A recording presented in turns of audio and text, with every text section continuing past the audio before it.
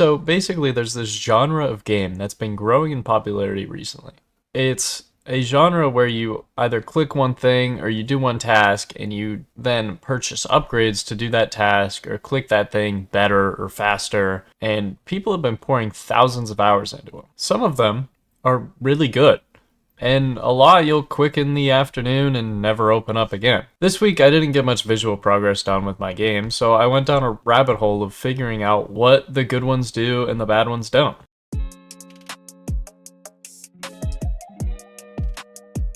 So, real quick, if you're new, I'm building a farming game in Unreal Engine 5. It's like a low poly farming game. And the last time I was working on like terrain generation, and this week was a lot of like trial and error, trying to like make everything better, make everything work, trying to research how to make everything like save whenever I like leave the area. And so yeah, I didn't have a ton of visual progress, so I thought it would be fun to talk about incremental games instead, because that genre has been blowing up recently. It's actually like somewhat relevant to what I'm building, so let's get into it. All right, first I want to talk about what I actually mean by an incremental game. Because if you take the term loosely, it could be like any game. Like an RPG, you level up. Is that incremental? Not really. So we're gonna draw a tighter line. What I'm saying is it's a game where it's basically the entire thing. There's one simple mechanic or one goal, and then a massive pile of small upgrades to chase it, without much of an environment or a story wrapped around it. The progress isn't part of the game, it is the entire game. So with this definition, it helps me set aside some stuff, and I'm also not really going to be talking about mobile games, because I just don't find that really interesting. All the free-to-play games where it's built on like ad revenue and in-app purchases, not really a fan of. So this is a whole different idea, and the conversation will be more about design than just the monetization of mobile games. So I want to focus on the PC and Steam side of things, specifically the patterns you see over and over again, right?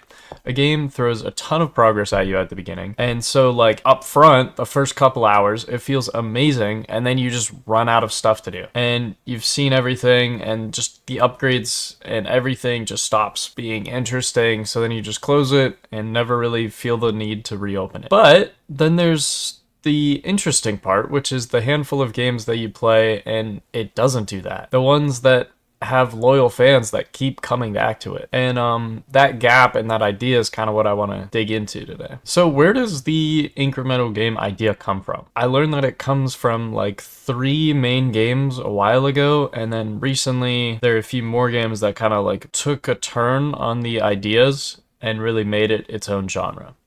So the big one is like Cookie Clicker, which is more of a clicker game because you just click a cookie, but then there's all the upgrades and the incremental aspects where you can get more cookies. I mean, everyone's played it. Then there's a little bit of a turn on the genre with Universal Paperclips that came out 4 years later. So Cookie Clicker was 2013, Universal Paperclips is 2017, and Universal Paperclips, for anyone who hasn't played it, it's basically a game where you try and work with like this AI thing. Before like AI was really a thing, it was more just like a chat-based system where you like tried to work at getting as many paperclips as possible, and there was a real storyline to it. You would keep getting paperclips and then the story would go on. It has an actual ending. There's a clear defining like this is the ending of the game.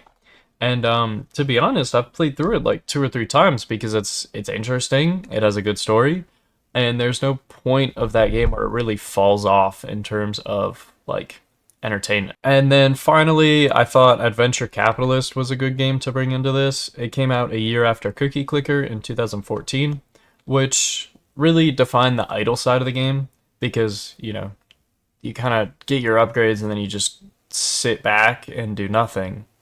And then you come back and it's like, oh, here's my reward for not playing the game. That's actually really interesting because there are a lot of games that kind of do the exact opposite, where if you neglect a game, then it like kind of puts you in a hole where you have to like come back to where you once were.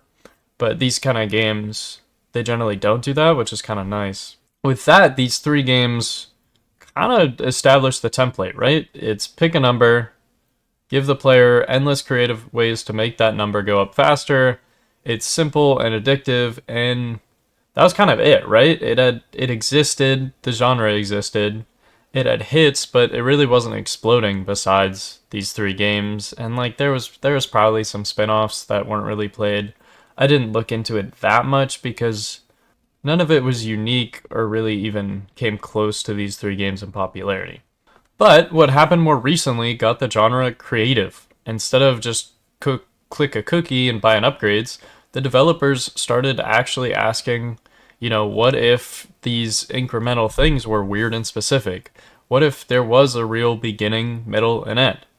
And that brings me to Leaf Blower Revolution, which is a game about just blowing leaves off of a platform. And there's a real storyline to it. There's a ton of depth to it. Along with like the Norp Apolog, which is crazy because it was like a solo developer that was an incremental game, but a lot of the game was visuals.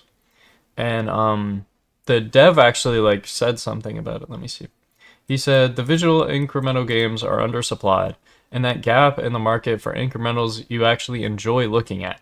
So he took this idea that's just like, okay, people like, playing these games and looking at the number go up, but what if the number, you know, wasn't the only good visual? Then there are other games like Melvor Idol, which is basically like RuneScape.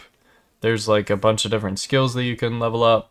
Antimatter Dimension, which is about as pure numbers as it gets, with different structures where you reset your progress over and over for permanent boosts. And these games have loyal fans and have kept them for years. So what separates these from the ones that fall off? And because like every good game out there, there's several hundred that you just bounce off in an afternoon. And I think it comes down to two failure modes. Failure one is going to be lack of uniqueness, right? If it's just another cookie clicker with a reskin, there's nothing about the game that you're actually interested in. So once the novelty wears off, you're done.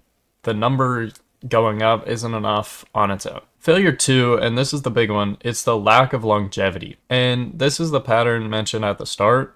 It's these games that front load all of their progress at the beginning, and so it feels fantastic and great because everything's new, you're unlocking stuff, you're going really quickly, progressing, doing all this. But then once you've seen the systems and the upgrades are just a bigger version of what they already were, there's nothing new, and it's just repetitive and there's no point, so you quit. And the fix for both, as far as I can tell, is the same idea, right? It's that the good games don't just give you a bigger number.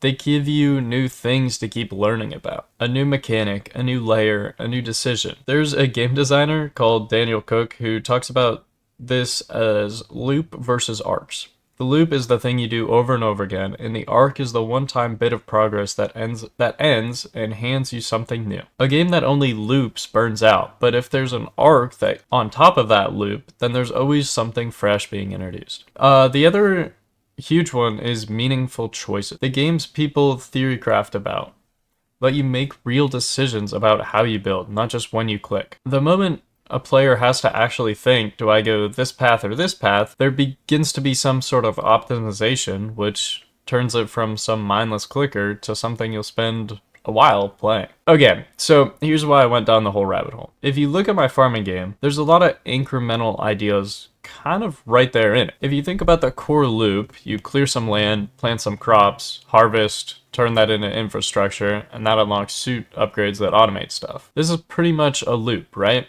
You clear, grow, automate, expand, repeat, with more each time. The whole idea is that something that you took 10 minutes on by hand eventually happens in seconds, and you built every step of that. So there are real incremental components there, but that's what I want to clarify. I don't consider my game an incremental game. And by the definition that I started with, an incremental game is where numbers go up and that's it. There's a whole environment, a story, and a world to my game, and where you're terraforming the land, and the incremental loop is kind of intermixed with that, but it's not the entire game. And honestly, learning all of this gave me a checklist for not falling into those traps. The longevity one, the front-loaded death. My answer is the world literally generates forever, so I can't run out of space.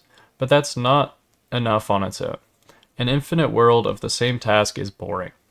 So the lesson is keep introducing new kinds of things as you expand. Not just bigger numbers, new biomes, new tools, new suit abilities that change how you interact with the world. Now those are arcs stacking on top of the loops. The uniqueness one, my answer is the super suit skill tree. It's tied to you, the character, not the world save. So even if you start a fresh world, your progress carries. That's basically the prestige idea coming from incremental games. Resetting for permanent increases, without the part where it feels bad to lose all your stuff. And if I build the skill tree with real branching choices instead of a straight line of plus 10%, that's the meaningful decision thing that the best ones have. And the visual angle from Norp actually stuck with me. The idea that incrementals you actually want to watch are rare. A low poly farm that visibly transforms as you scale up, that's something that looks fun and is fun to play. So that's now officially something that I care about getting right, not just polish at the end. So that's pretty much it. Quick recap, incremental games, the way I define them, are the ones where the progression is the whole game. One mechanic. Mountain of upgrades, not much else. The originals like cookie clickers and paper clips set the template, and lately the genres got way more creative. But the good ones survive by giving you something new to learn and real choices to make. And the bad ones front load everything and run dry. And going through all that gave me a clear picture of my own game. The incremental loop is there, but the whole point is to wrap it in an actual world so that I don't hit the wall. Next time, I want to get back to actual visual progress.